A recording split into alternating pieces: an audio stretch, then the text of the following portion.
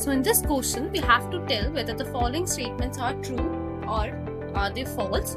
So the first statement we have is 392 is a perfect cube. Let's see if it is true or not. So 392, we will factorize the 392 and we will get 2 into 2 into 2 into 7 into 7. So this is equal to 2 power 3 into 7 power 2. Since here the power of 7 is not a multiple of 3, so 392 is not a perfect cube. Hence the statement 392 is a perfect cube is actually a false statement.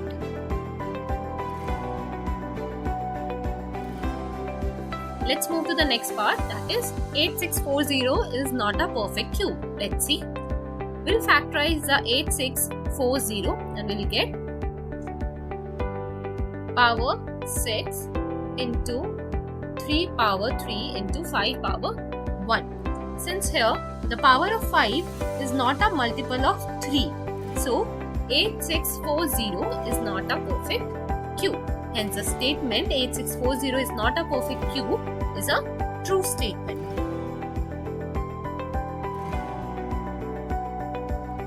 Let's move to the next one, which is no cube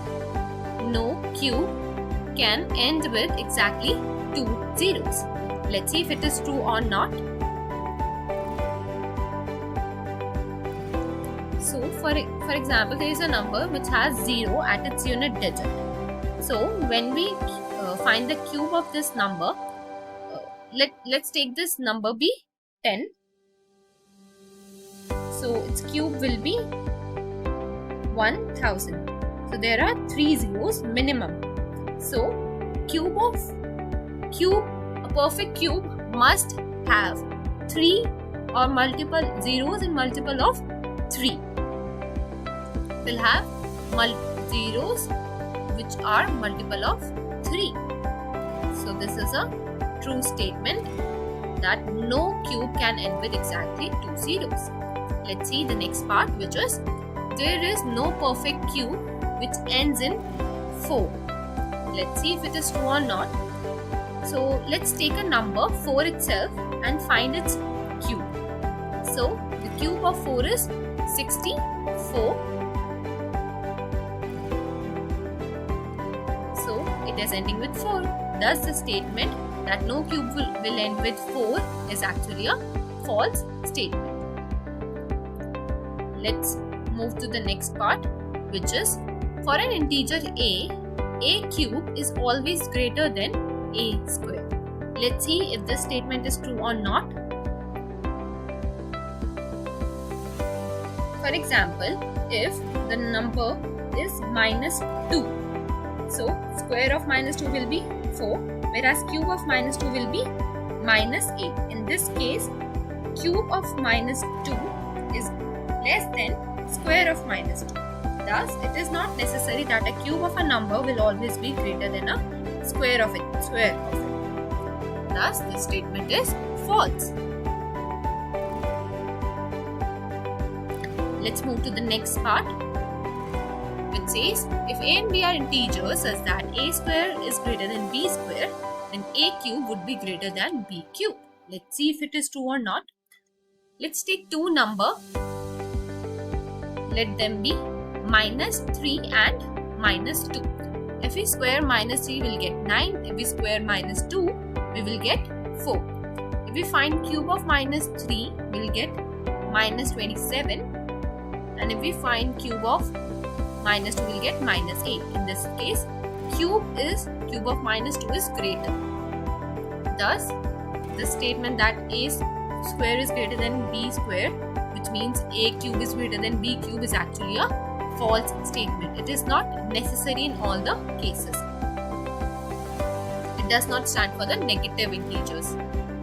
Let's move to the next part, which says if a divides b, then a cube divides b cube. Let's see if it is true or not.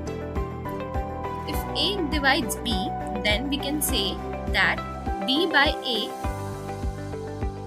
is equal to an integer k. Now, if we find the cube that is b cube, that is b into b into b, is divided by a into a into a, we will get k into k into k, which is equal to b cube when divided by a cube will give us k cube. Thus, yes, b cube will be divisible by a cube. So this statement is true.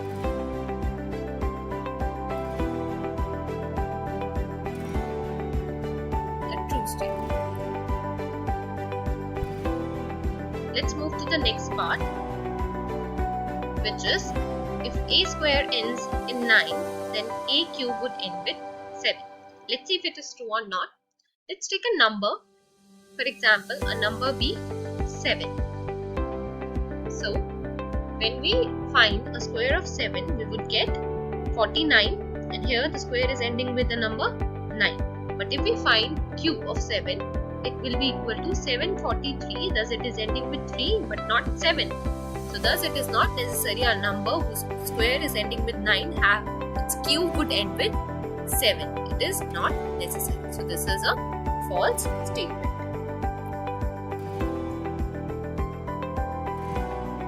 False. Let's move to the next part. It says if a square ends in 5, then a cube would end in 25. Let's see if it is true or not. So let a number be, let the number be 15.